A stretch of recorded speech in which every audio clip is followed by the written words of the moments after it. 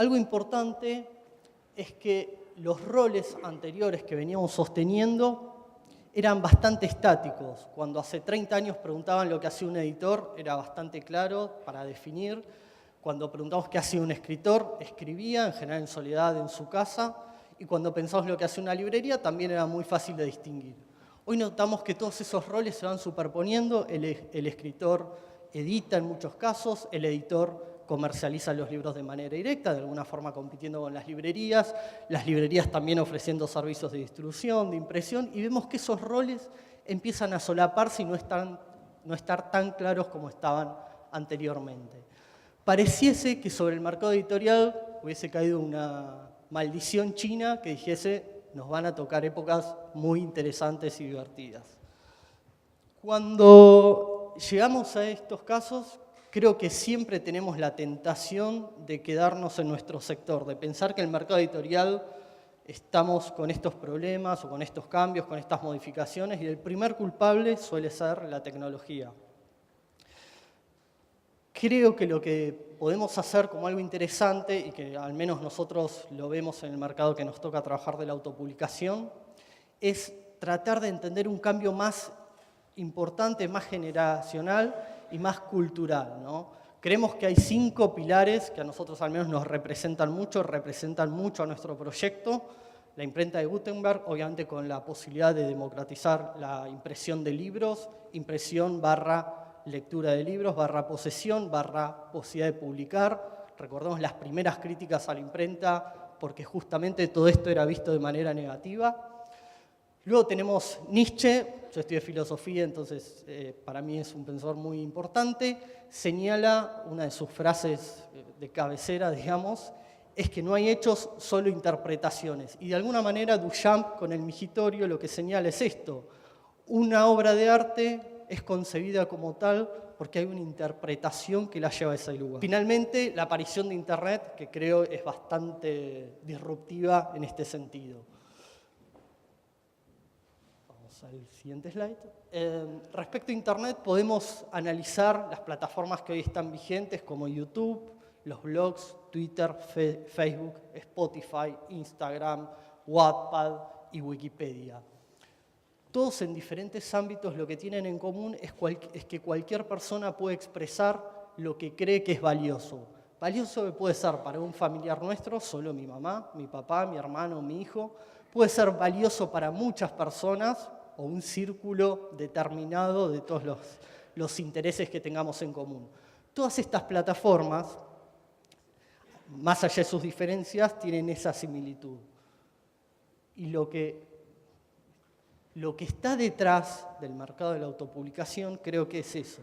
Hay una filosofía que está implícita, que tiene una sintonía muy, muy fuerte con todo esto que está pasando a nivel cultural, a nivel de creencias, a nivel de, por supuesto, herramientas tecnológicas, y viene a ser una especie de cambio de la posmodernidad que llega al mercado editorial.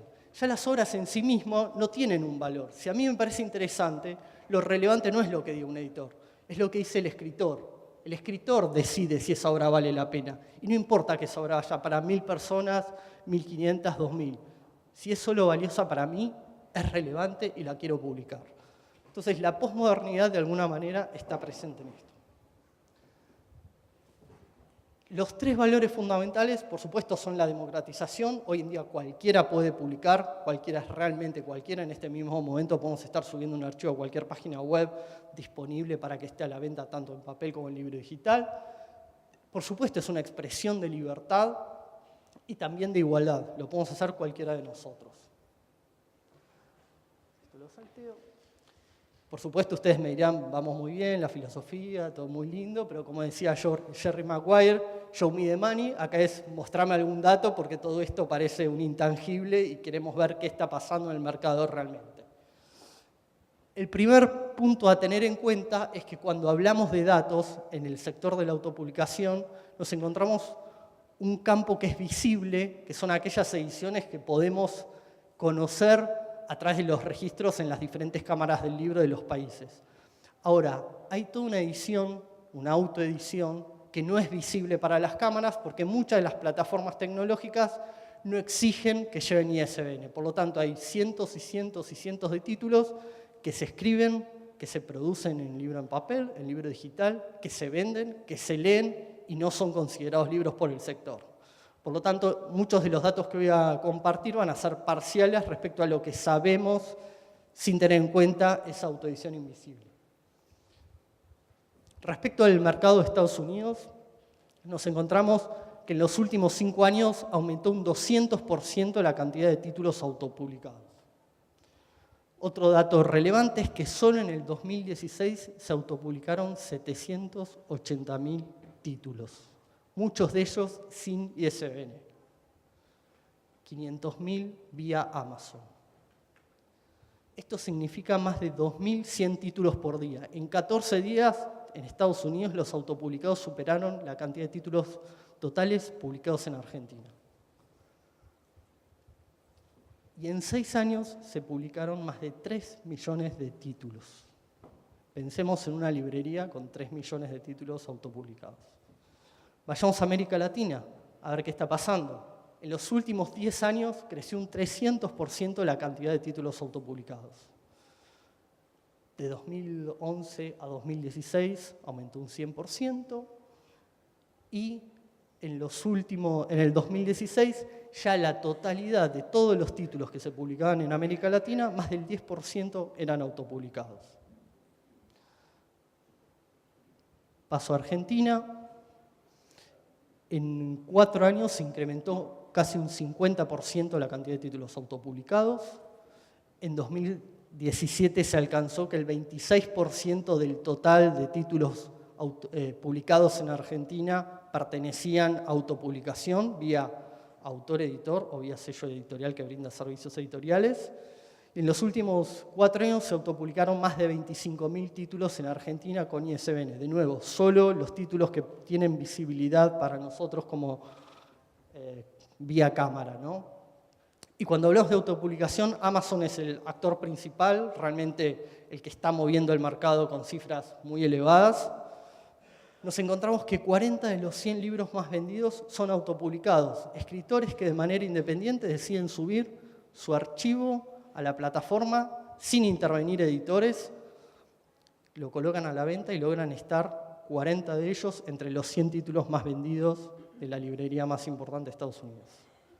De vuelta nos quedamos sin conexión.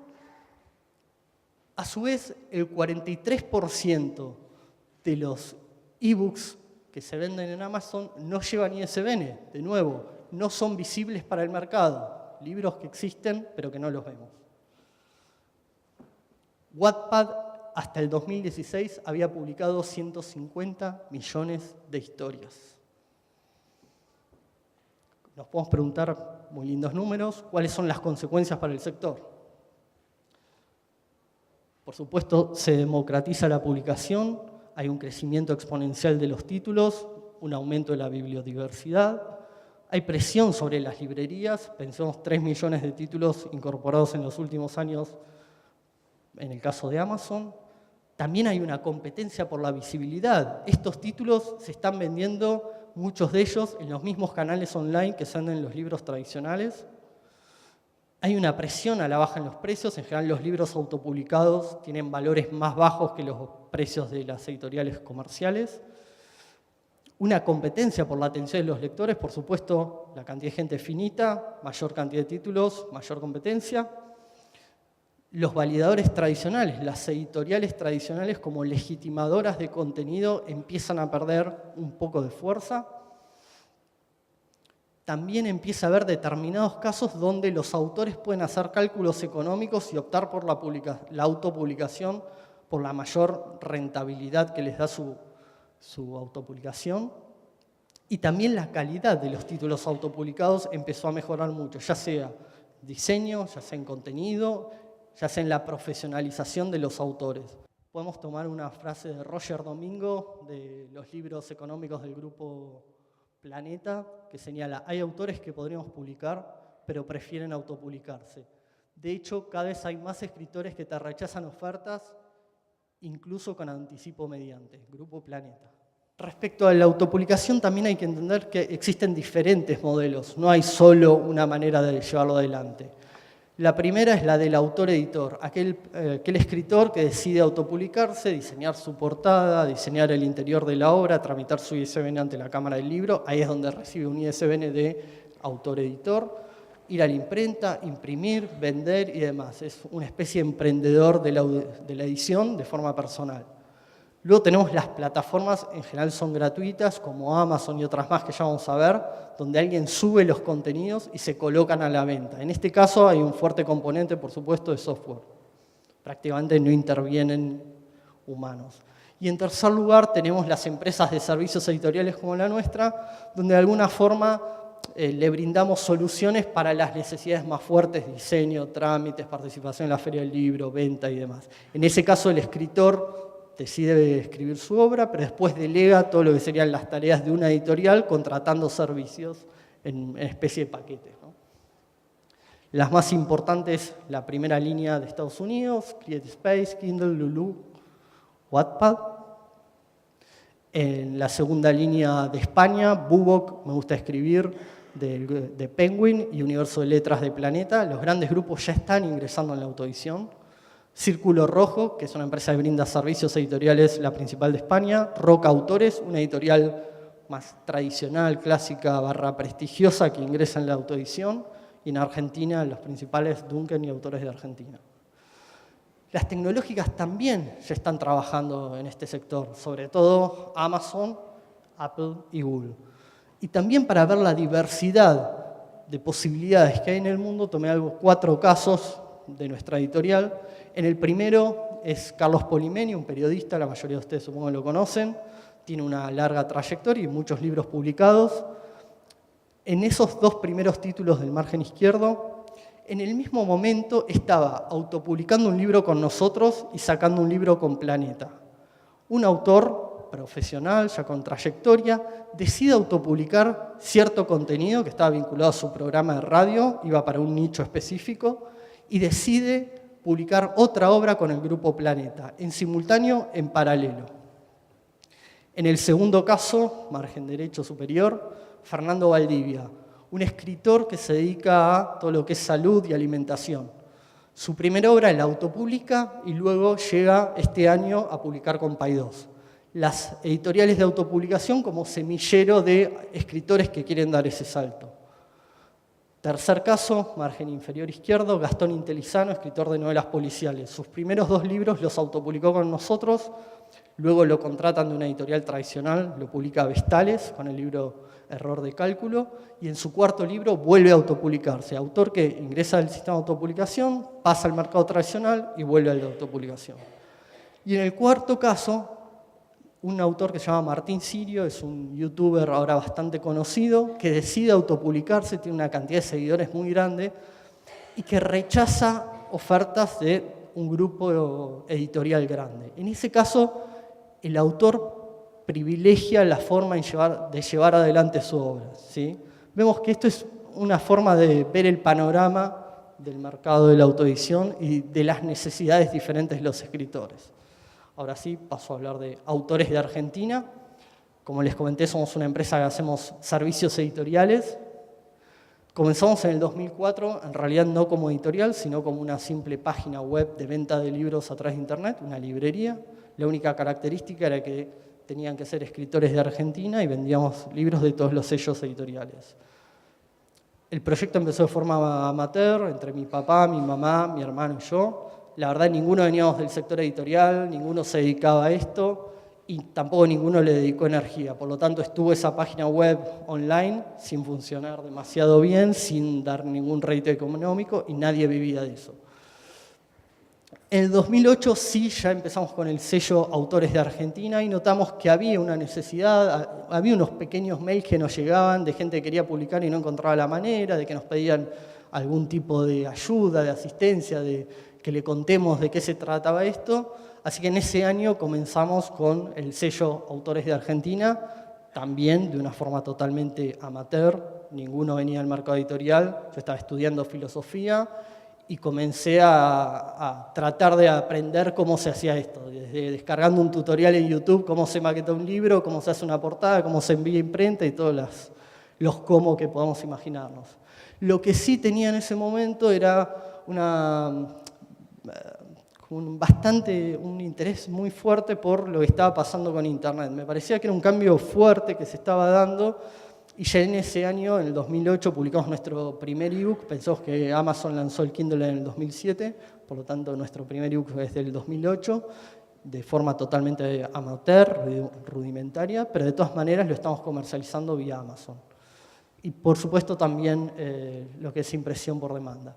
En el 2013... Desde el 2008 al 2013 fui básicamente un editor freelance. No tenía oficina, no tenía empleados, tenía mi casa nada más, y en base a eso iba un poquito viviendo. En el 2013 sí creo que ya empieza un proceso de profesionalización. Ahí abrimos la oficina, empezamos a contratar empleados, empezamos a tener otras responsabilidades, por supuesto, y es realmente donde considero que el proceso como empresa comienza. No tenemos una historia muy larga, más allá de que los números puedan ser un poco más antiguos. En el 2015 damos un primer saltito para nosotros, que era ya publicar más de 200 títulos al año, ¿sí? Ahí notamos también que este proyecto era sostenible, que podía ir creciendo y que seguíamos teniendo mucha gente interesada en lo que hacíamos. En el 2017 dimos otro salto, ya publicamos más de 400 títulos y de alguna manera también nos dieron una señal de varios escritores de países muy alejados que nos contrataban, querían publicar con nosotros y la verdad no entendíamos en un comienzo cuál era el motivo. Por supuesto había un componente económico, seguramente seríamos un poco más baratos, pero también no era claro de por qué una persona en Canadá podía publicar con una editorial en Argentina, no tenía mucha lógica. Pero eso nos hizo también abrir un poco los ojos. Voy a hablar después del 2018. Algunas cifras nuestras, en estos últimos 5 años ya tenemos más de 1.600 títulos publicados. Publicamos en todas las provincias del país escritores. Hasta este momento tenemos más de 300 títulos publicados en el 2008. Estamos dentro de las 5 editoriales que más títulos publican en Argentina y publicamos escritores en más de 18 países. Básicamente lo que les comentaba es escritores de Australia, publicamos en Rusia, en Israel, en Francia, Italia, España, Estonia, lugares muy raros. Después sí Canadá, Estados Unidos y México y Latinoamérica, ¿no? Pero en definitiva, sí también esto lo que nos marcó es que era valorado el trabajo argentino, la edición, por toda la historia que tiene, desde determinados países. Siempre trabajamos con escritores que tenían una cultura latina, es decir, quizás estaban en Estonia, pero era un mexicano que se había ido a vivir, o un hijo de un latino, es decir, había un componente fuerte de la cultura argentina. Y muchas veces nos señalaban que consideraban que el mercado editorial argentino tenía una fuerza respecto a otros y que eso era valorado al momento de tomar una decisión, ¿no? Hoy en día trabajamos con ebooks, con impresión por demanda, por impresión internacional y estamos comenzando a trabajar con audiolibros. Para este 2018/2019 lo que estamos haciendo es lanzar 2 proyectos en paralelo, que son simultáneos. Los nombres, se dan cuenta, no es nuestro fuerte, así que son muy parecidos todos. Por un lado lanzamos en Brasil junto a César González de Queric como socio. Él es el ex director de Planeta, así que conoce bastante Planeta Brasil, conoce mucho el sector y estamos trabajando con él. Y por otro lado, autores del mundo para el resto de los países de habla hispana, ¿no? Brasil, por la dimensión, obviamente merecía tener otro trato y otro contexto y una persona que conozca muy bien ese país. En los otros casos tenemos algún tipo de facilidad. Entonces la idea es trabajar en Argentina, Brasil, México y Colombia, que son el mayor porcentaje del mercado latino.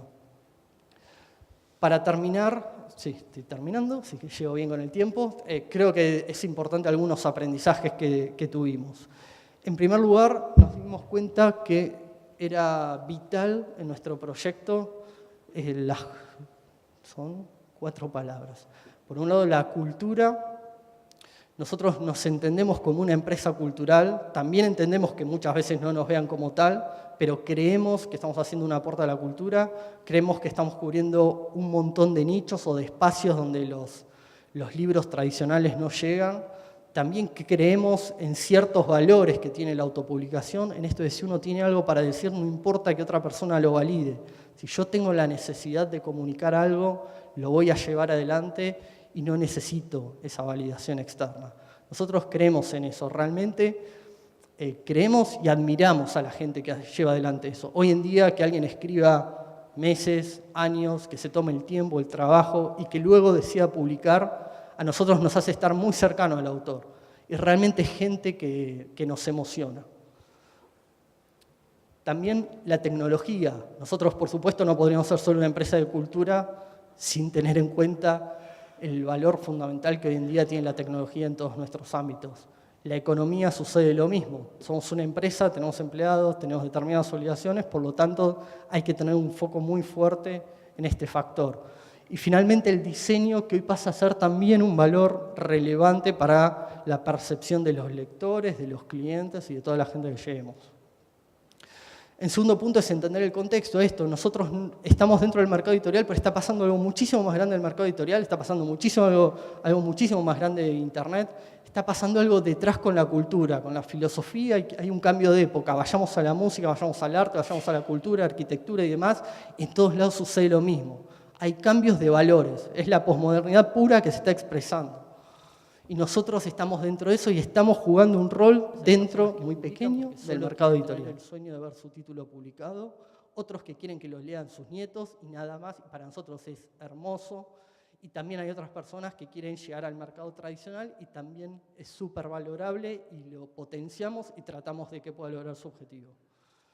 Focalizar, empezamos haciendo un montón de cosas, queríamos hacer librería online, queríamos ser una especie de medio de prensa y demás, queríamos vender libros, no terminamos haciendo nada. Hoy en día somos una empresa de autoedición, felices y somos eso.